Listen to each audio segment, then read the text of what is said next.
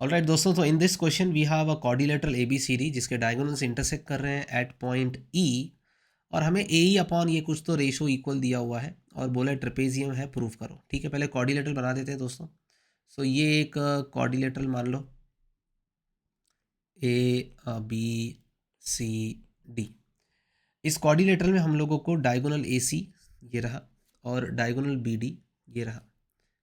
ये दोनों diagonals intersect कर रहे हैं ई पे, ऐसा कहा गया है। और क्वेश्चन में बोला है कि क्वेश्चन में दिया है कि AE upon EC is equals to BE upon ED, ऐसा दिया हुआ है। तो दोस्तों AE upon EC is equals to BE upon ED। तो कौन से दो ट्राइंगल्स लूँ दोस्तों? हम लोग ये वाले ट्राइंगल्स लेते हैं। ठीक है, हम ये वाले ट्राइंगल लेते हैं क्योंकि हमें ये वाले ट्राइंगल लेने से फ़ायदा ये होगा कि हम लोग इन दोनों को सिमिलर तो कर पाएंगे ईजिली। वैसे तो हम उतने ईजिली इसको भी कर सकते थे सिमिलर, इसको और इसको, बट मैंने क्योंकि ट्रेपेजियम प्रूफ करना है तो मैंने थोड़ा डायग्राम इस तरह से बनाया हुआ है कि आपको ट्रेपेजियम का फील आ जाए, मतलब ये दोनों को पैरेलल करना है। ट्रेपेजियम एक ऐसा कोऑर्डिनेटर होते हैं जिसके one pair of opposite sides parallel होता है। तो मेरा टारगेट ये है कि ABCD को पैरेललोग्राम प्रूफ करो, उसके लिए मुझे AB पैरेलल टू CD करना पड़ेगा। अब अगर किसी दो लाइंस को मुझे पैरेलल करना है तो ये तभी पॉसिबल है, दो लाइंस को पैरेलल कहना तभी पॉसिबल है जब उनके ऑल्टरनेट एंगल्स इक्वल हो। क्योंकि आपको पता है ऑल्टरनेट एंगल्स जो होते हैं वो इक्वल तब होते हैं जब लाइंस पैरेलल होती हैं। तो अगर किसी तरह से मैं ऑल्टरनेट एंगल्स को इक्वल कर दूं तो मैं लाइंस पैरेलल है ऐसा बोल सकता हूं। और एक बार लाइंस पैरेलल हो गई तो अपन ट्रेपेजियम बोल देंगे उसको। ठीक है, तो चलो मैं दोस्तों ये ट्राइंगल को इस ट्राइंगल के साथ सिमिलर करता हूँ। कैसे करूँगा देखो, पहला रीजन वर्टिकली ऑपोजिट एंगल। पहला रीजन तो सबको पता है, वर्टिकली ऑपोजिट एंगल।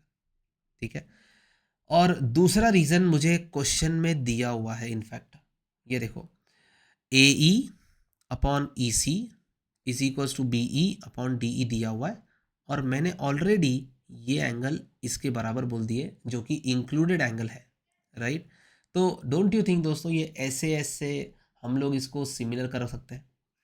मतलब हमने सिमिलर कर दिया इसको ऐसे ऐसे। ठीक है, लिख के दिखाते हैं। ये जो दिया हुआ है ये बहुत इंपॉर्टेंट चीज़ है, right.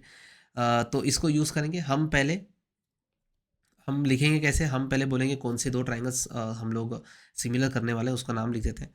In triangle AEB and triangle DEC, ये दोनों ट्राइंगल के जो करस्पॉन्डिंग साइड्स हैं, ये दोनों ट्राइंगल के जो करस्पॉन्डिंग साइड्स हैं वो प्रोपोर्शनल है। साइड्स प्रोपोर्शनल है तो फिर उनका इंक्लूडेड एंगल जो है वो इक्वल हो जाए तो एस से सिमिलर हो जाएंगे। और मज़े की बात यह है कि इंक्लूडेड एंगल तो वर्टिकली ऑपोजिट वाला ही है, तो मज़ा आ गया। तो हम अभी कह सकते हैं कि एंगल AEB इक्वल होगा DEC के वर्टिकली ऑपोजिट एंगल्स। अब क्योंकि ये दोनों साइड्स, दो साइड्स प्रोपोर्शनल है और इंक्लूडेड एंगल भी इक्वल है, तो दोनों ट्राइंगल सिमिलर हो गए। तो ट्राइंगल AEB सिमिलर हो गया किससे? थोड़ा नाम बरोबर से लिखते हैं। यहाँ पे नाम ई की जगह पे ई आएगा, वो सबको पता है, तो बीच में आता है। ठीक है, ई बीच में रहे तो यहाँ पे भी आएगा ई बीच में। फर्स्ट और लास्ट लेटर क्या होगा ध्यान देना। तो ये हमें इधर से पता चलेगा। यहाँ पे देखो AE और BE लिखा हुआ है। ठीक है, ऊपर न्यूमरेटर को देखो, AE और BE लिखा हुआ है, और नीचे देखो EC और ED लिखा हुआ है। ठीक है, यहाँ तो फिर यहाँ पे देखो AE और EC करस्पॉन्डिंग साइड्स है, तो E तो हट गया, A और C करस्पॉन्डिंग हुआ है, A और C वर्टेक्स, तो A की जगह पे C आएगा। ठीक है, और इसकी जगह पे B की जगह पे D आएगा। देखो यहाँ से पता चल रहा है AE अपॉन CE है।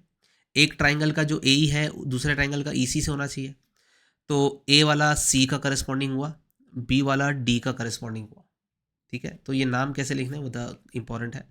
So therefore triangles are similar by SAS test. SAS test.